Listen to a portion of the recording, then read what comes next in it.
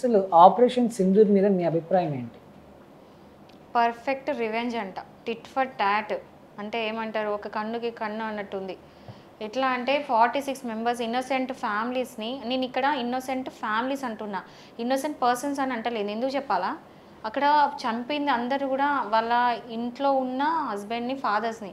So వాళ్ళ వల్ల family మొత్తం వాళ్ళ మెంబర్ని కోల్పోయినట్టే. సో ఫ్యామిలీస్ 46 అక్కడ వాళ్ళ ఫ్యామిలీస్ని కోల్పోయినట్టు, 46 ఫ్యామిలీస్ నష్టపోయినట్టు. సో వాళ్ళకి తగ్గట్టు అంటే కరెక్ట్ వితిన్ 14 days ఆఫ్ అటాక్లో ఈ రివెంజ్ అనేది తీసుకోవడం నార్మల్ విషయం కాదు. అది కూడా ఇంత బాగా, ఇంత ప్లాన్డ్గా, ఇంత ఆర్గనైజ్డ్గా, ఇంత సిస్టమాటిక్గా. మహేష్ బాబు డైలాగ్ ఒకటి ఉంటుంది చూడండి, అతడు మూవీలో ఎంత సిస్టమాటిక్గా కొట్టిండు అని. ఇది కూడా అంతే, అంత సిస్టమాటిక్గా ఎవరిని టార్గెట్ చేసిండో వాళ్ళని చంపారు. సో ఇది పర్ఫెక్ట్ రివెంజ్ అంట నేనైతే. అండ్ ఇందులో మోడీ గారి పాత్ర గురించి మనం మాట్లాడుకుంటే దీనికి పేరు కూడా చాలా ఎమోషనల్గా పెట్టడం జరిగింది, సింధూర్ అని చెప్పి. అంటే సింధూర్ అంటే మనం చూసాం ఇన్స్టాగ్రామ్లో, సోషల్ మీడియాలో ఫుల్ వైరల్.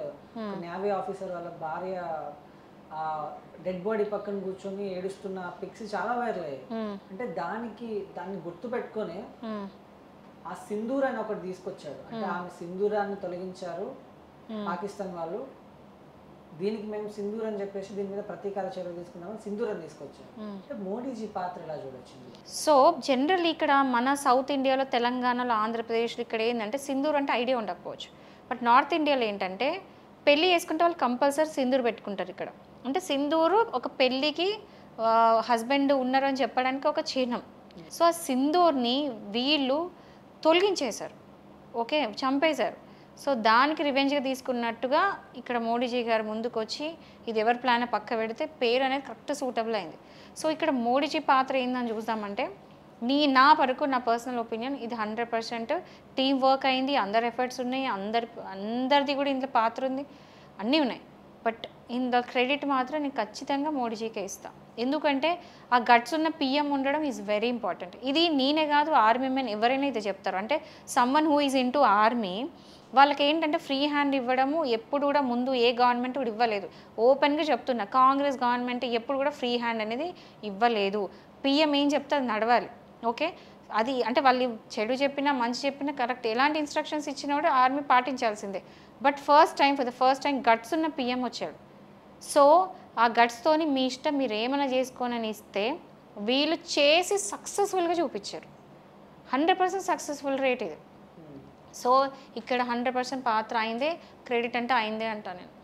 సో ఇప్పుడు పాకిస్తాన్ పహల్గామ్ అటాక్ చేసింది, మనం సింధూర్ అటాక్ చేసినాం, ఇలాంటి అటాక్స్ జరుగుతాయి. ఇప్పుడు ఈ చర్య తర్వాత పాకిస్తాన్ కూడా సైలెంట్ ఉండకపోవచ్చు, మేబీ ఇంకో చర్య చేయొచ్చు, ఇంకొక ఏదో ఒక అటాక్ జరుగుతుంది. అటాక్ జరిగితే అంటే భారతదేశంలో ఇప్పుడున్నటువంటి గవర్నమెంట్ ఎలాంటి ఇన్స్ట్రక్షన్స్ ఇస్తుంది ఇక్కడున్నటువంటి పీపుల్స్కి? సో దట్ ఈస్ వై ఈ మాక్ డ్రిల్స్ అనేది ఉన్నది. పబ్లిక్కి చాలామంది తెలియపోవచ్చు ఎందుకు ఈ మాక్ డ్రిల్స్ ఏంటి, ఏదో గేమ్ లాగా ఉంది. మాక్ డ్రిల్స్ పర్పస్ ఏంటి అంటే సగం మంది తెలిసి ఉండొచ్చు, సగం మంది తెలిసి ఉండకపోవచ్చు. బట్ మాక్ డ్రిల్స్ అనేది ఎందుకు ఉంది అంటే, బై ఛాన్స్ మనం ఇప్పుడు అటాక్ చేసినాం, వాళ్ళు రిటాలియేట్ చేసుకుంటే వాపస్ మన మీద కనుక అటాక్ చేస్తే మనం సివిలియన్స్ అంటే మనం జనరల్ పబ్లిక్ ఎట్లా ప్రిపేర్ అయి ఉండాలి, వార్ అటాక్ అయితే మనం ఎట్లా దానికి డిఫెండ్ చేసుకోవాలి, మనం ఎట్లా ప్రొటెక్ట్ చేసుకోవాలి, కాపాడుకోవాలని చూపించడానికి ఈ మాక్ డ్రిల్స్ అని చూపిస్తారు.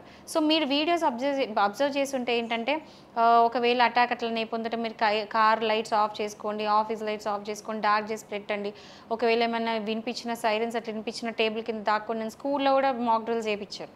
సో ఇవన్నీ కూడా ఇన్స్ట్రక్షన్స్ ఎందుకు ఇస్తున్నారంటే మనం ఒక సివిలియన్స్, ఒక కామన్ పబ్లిక్ మనం ప్రొటెక్ట్ చేసుకోవడానికి ఇచ్చే మాక్ డ్రిల్, ఓకేనా. అంటే ఎక్కడో అక్కడ మనం స్పెక్టేట్ చేస్తున్నాం, మేబీ జరగవచ్చు, వాళ్ళు ఊరికే ఉండకపోవచ్చు, మనం ఎందుకంటే వాళ్ళ దగ్గర కూడా మిసైల్స్ ఉన్నాయి, మన దగ్గరే కాదు వాళ్ళ దగ్గర ఉన్నాయి. బట్ మనకేంటంటే ఇక్కడ ఐఎన్ఎస్ విక్రాంత్ ఆల్రెడీ లాంచ్ చేసి ఉంది. సో వాళ్ళ మిసైల్కి ఒకవేళ వాళ్ళు లాంచ్ చేద్దాం అనుకున్నారు, దానికంటే ముందే 10 seconds ముందే మనం ఉంటాం. ఆల్రెడీ ప్రిపేర్డ్ అయి ఉన్నారు కాబట్టి ఇదంతా ప్రిపరేషన్ తర్వాతనే అటాక్ అనేది చేసింది, ప్లాన్డ్గా చేసింది. సో పబ్లిక్ అర్థం చేసుకోవాల్సింది ఏంటంటే, మాక్ డ్రిల్స్ ఉట్టిగా ఏదో టైంపాస్కి చూడొద్దు, టీవీలో వీడియోలలో ఎక్కడైనా కూడా కరెక్ట్గా చూసి ఆ ఇన్స్ట్రక్షన్స్ అనేది నేర్చుకోండి, తెలుసుకోవాలి. ప్రతి ఒక్కరు చిన్న పిల్లలతో మొదలు పెడితే ముసలాళ్ళ వరకు అందరికీ కూడా మాక్ డ్రిల్స్ అంటే ఏంటి, అది ఎలా చేయాలనేది తెలియాలి. సో బేసికల్ ఏంటంటే ఇది చాలా వెల్ ఆర్గనైజ్డ్ ప్లాన్. అంటే ఈరోజు మనకి మాక్ డ్రిల్స్ అని చెప్పారు, మార్నింగ్ తెలియకుండా అటాక్ కూడా చేస్తారు మిడ్ నైట్లో. సో ఇవన్నిటికీ ప్రిపేర్ అయి ఉన్నాము. మనం కూడా గవర్నమెంట్కి మనం అంత కోఆపరేషన్ అనేది ఇవ్వాలి. సో ఇందులో జిహెచ్ఎంసీ వీళ్ళందరూ కూడా మనకి కోఆర్డినేట్ చేస్తున్నారు. అండ్ ఇది నడిపించేదంతా కూడా నేషనల్ డిసాస్టర్ మేనేజ్మెంట్ డిపార్ట్మెంట్ ఉంటుంది. వాళ్ళు సెక్షన్ 65 కింద ఇవన్నీ కూడా చేస్తున్నారు. మాక్ డ్రిల్స్ ఇవన్నీ కూడా చేస్తున్నారు వాళ్ళ డ్యూటీ లాగా. అండ్ ఇఫ్ ఇన్ కేస్ ఒక వార్ అనేది జరిగితే భారత్కి పాకిస్తాన్కి, మనకి ఎలాగో తెలుసు పాకిస్తాన్ ఓడిపోతుందని, బట్ కొంతమంది ఉగ్రవాదులు ఎట్లుంటారంటే ఇంకా వాళ్ళ ప్రాణాలను కూడా అర్పించి, మనం చూసాం ముంబై ఇన్సిడెంట్లో కానీ సినిమాల్లో కూడా చూస్తుంటాం, పెట్టుకొని వచ్చి వాళ్ళు చచ్చిపోతారు, ఇలాంటివి చూస్తూ ఉంటాం. అంటే ఇఫ్ ఇన్ కేసు వాళ్ళు ఎలాగో సీలో నుంచి వచ్చి అటాక్ చేసేదానికి లేదు. నావీ వాళ్ళు ప్రిపేర్ అయి ఉన్నారు. ఐఎన్ఎస్ విక్రాంత్ వాటర్ మిసైలేనే కదా. సో సముద్రం నుంచి వాళ్ళు వచ్చి అటాక్ చేయడానికి లేదు, ఎందుకంటే మన అడుగు వాళ్ళు ఆల్రెడీ ప్రిపేర్డ్ ఉన్నారు అక్కడ. సో ఇఫ్ ఇంకా వాళ్ళు బార్డర్ ద్వారా చేస్తారంటే అస్సలు నో ఛాన్స్, బార్డర్ నుంచి చేసే అవకాశమే లేదు. ఇంకా ఎయిర్లైన్స్ అంటారా, ఎయిర్లైన్స్లో కూడా మన వాళ్ళు అలర్ట్గా ఉన్నారు.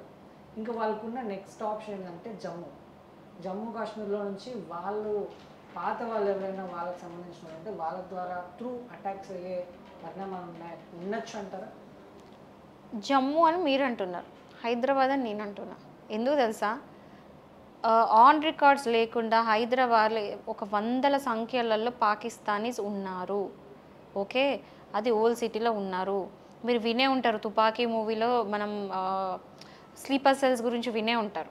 తుపాకీ మూవీలో అది క్లియర్గా చూపిస్తారు. ఏంటంటే మన మధ్యలో తిరుగుతూ మనలాగానే ఉంటూ చిన్న చిన్న షాపులలో పనిచేస్తూ చిన్న చిన్న షాప్స్ పెట్టుకొని ఎలా అంటే ఇక మన ఫ్రెండ్స్ మన రిలేటివ్స్ లానే ఉంటారు.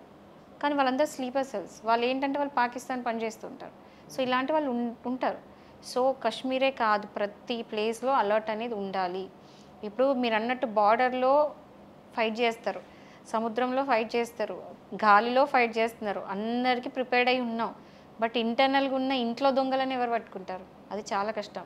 బయట వాళ్ళని పట్టుకోవడం ఈజీ, ఇంట్లో దొంగలను పట్టుకోవడం చాలా కష్టం. సో ఏంటంటే ప్రతి ఒక్కరు అలర్ట్ ఉండండి. ఏదన్నా కనుక మీరు సస్పీషియస్ మూమెంట్స్ ఉన్నాయి, ఏదైనా తేడా కొట్టింది అనుకోండి, ఎక్కడైనా మీకు బ్యాగ్ అనిపించడం, ట్రైన్స్లలో, బస్సులలో, బయట రోడ్ మీద, షాపింగ్ మాల్స్, ఎక్కడైనా సరే, స్కూల్స్లలో ఏదన్నా సస్పీషియస్గా డౌట్ఫుల్గా అనిపించింది, తేడా కొడుతుంది అనుకోండి, ఇమీడియట్గా పోలీస్ స్టేషన్కి 100 కొట్టి మీరు ఇన్ఫార్మ్ చేయండి. ఎందుకు అంటే ఇలాంటి అటాక్స్ అయ్యే అవకాశం ఉంది, ప్రతి ఒక్కరికి అర్థమైంది.